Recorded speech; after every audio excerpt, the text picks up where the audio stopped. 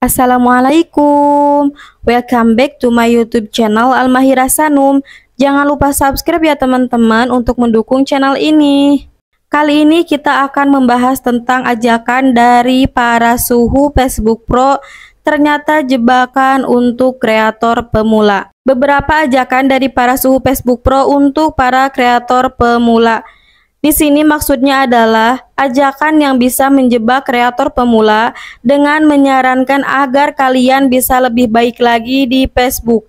Padahal sebenarnya ini adalah jebakan untuk menguntungkan akun dari para suhu. Langsung aja di sini kita bahas ya teman-teman, biar para kreator pemula tidak terkena tipu atau ajakan yang malah merugikan akun kreator pemula. Sebagai kreator pemula, kita dituntut untuk tidak boleh melakukan ini, harus melakukan itu, tidak boleh seperti ini, tidak boleh seperti itu. Di sini kita lakukan saja apa yang sesuai dengan ketentuan Facebook Pro. Karena banyak banget kreator pemula itu yang kebingungan.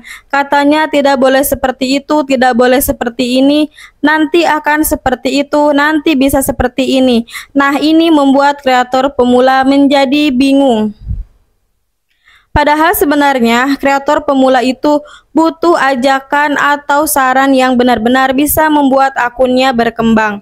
Jadi, sebagai kreator pemula, kita harus lebih hati-hati memilih mana yang benar edukasi dan mana yang bukan termasuk ke dalam edukasi. Ini dia yang termasuk ke dalam ajakan padahal jebakan. Jangan di-skip ya teman-teman, tonton videonya sampai selesai. Yang pertama, kita tidak boleh skip video.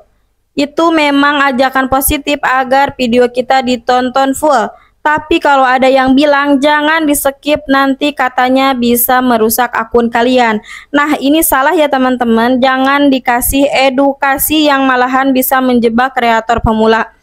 Nah, ini yang salah ya guys. Sebenarnya kalau kita skip video itu tidak akan merusak akun kalian. Jadi ini jatuhnya memaksa kita untuk menonton video yang tidak kita sukai. Suka atau tidaknya, mau menonton atau tidaknya, itu tergantung kita ya. Jadi kita boleh-boleh saja skip video yang lewat dan tidak akan berdampak buruk pada akun pemula. Nah, di sini yang ada kita malah membuang-buang kuota untuk menonton video yang tidak kita sukai. Nah, yang pertama itu ya teman-teman, ajakan untuk tidak skip videonya padahal itu adalah menguntungkan suhu. Mau di skip ataupun tidak itu tergantung kita ya teman-teman, boleh-boleh saja dan tidak akan berdampak buruk pada akun kita. Nah, kemudian ini yang kedua, ada kata-kata atau edukasi mengenai follow dan unfollow. Kalau unfollow, akunmu tidak akan terbaca oleh algoritma Meta. Jadi, pada kenyataannya tidak seperti itu ya teman-teman. Kita mau unfollow ataupun follow itu adalah hak kita. Ketika kita follow akun seseorang berarti kontennya itu bagus. Nah, jika kontennya tidak menarik dan kontennya tidak bagus, apa salahnya kita untuk unfollow akun tersebut? Sebenarnya aturan follow-unfollow tidak tertulis di Facebook. Tidak ada aturan seperti itu ya teman-teman. Mungkin aturan ini ada karena banyaknya yang mengunfollow akun tersebut, sehingga muncullah kata-kata seperti ini. Padahal ini aturan yang tidak benar. Ini hanyalah trik mereka agar akunnya tidak banyak yang unfollow. Nah, ini kemudian yang ketiga adalah kita tidak boleh balas komentar lewat notifikasi atau lewat beranda. Katanya kita hanya boleh membalas komentar itu lewat profil dashboard. Jadi gini ya sebenarnya, mau balas komentar lewat manapun itu bisa aja. Nah, misalkan tiba-tiba muncul notifikasi bahwa seseorang mengomentari salah satu video kita, tugas kita adalah membalasnya. Mau membalas lewat jalan manapun itu sah-sah aja. Meskipun pada saat kita membalas komentar di situ video kita terus-menerus diputar, itu tidak akan jadi masalah. Itu aman-aman aja ya teman-teman, dan aku pun sering melakukan hal itu. Jadi kita boleh balas komentar dimanapun ya teman-teman, karena Facebook itu selalu mengingatkan kita untuk membalas komentar itu tidak hanya di beranda saja, tapi boleh di mana saja kita membalas komentar, itu tidak akan mengganggu, itu tidak akan merusak akun kita. Oke, lanjut ya teman-teman. Nah, ini yang keempat tentang membalas komentar. Kadang suka lewat itu status seseorang yang bilang, katanya, maaf ya guys, nggak bisa balas komentar satu-satu, katanya terlalu banyak atau harus balasnya jeda beberapa menit. Nah gitu kan ya, nggak langsung bisa balas katanya karena nanti takutnya pelanggaran atau dibatasi. Nah, sebenarnya di sini aneh kan, kita itu harus interaksi dan nggak mungkin dengan kita membalas komentar malah mendapatkan pelanggaran. Nah, yang ada komentar yang bisa kena pelanggaran itu adalah kita berkomentar sembarangan di banyak akun-akun. Kita berkomentar secara eksternal dan mengabaikan komentar internal.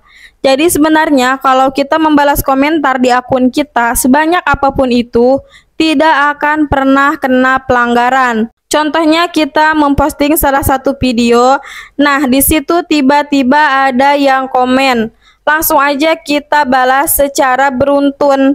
Nah di situ kita tidak akan kena pelanggaran. Yang kena pelanggaran itu kita berkomentar secara barbar di akun lain. Nah, itu biasanya nanti ada pembatasan.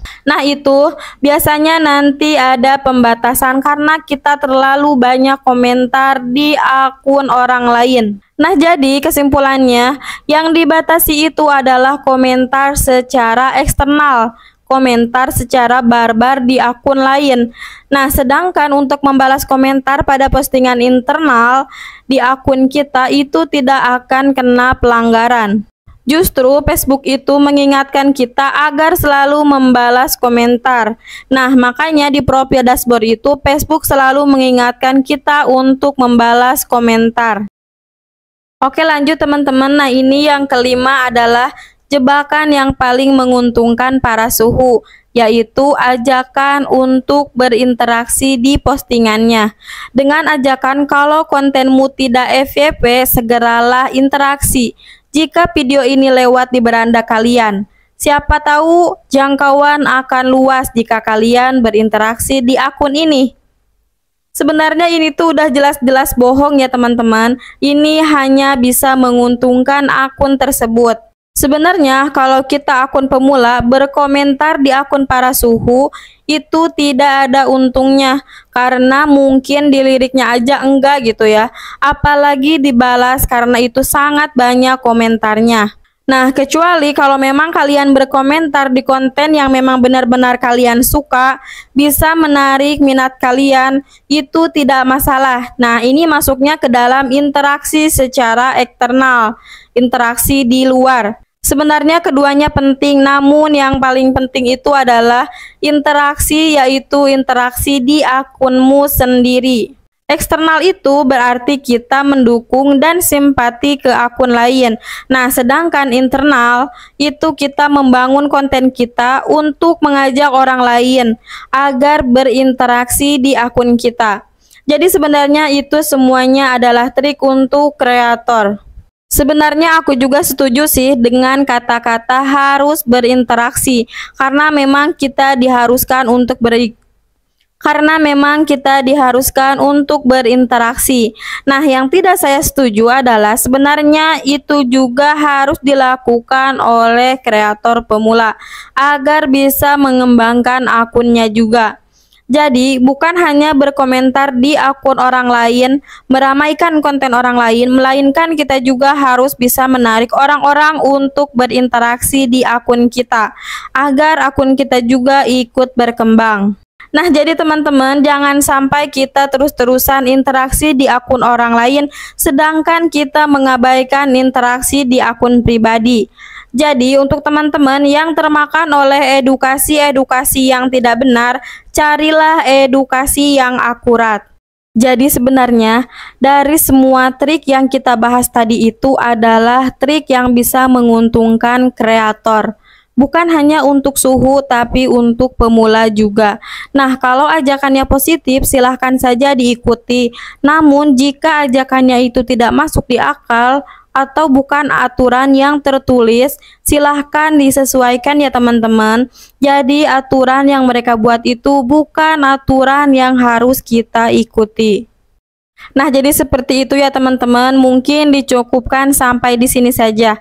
Oke, jangan lupa subscribe ya teman-teman. Semoga video ini bermanfaat dan bisa dimengerti. Terima kasih sudah menonton.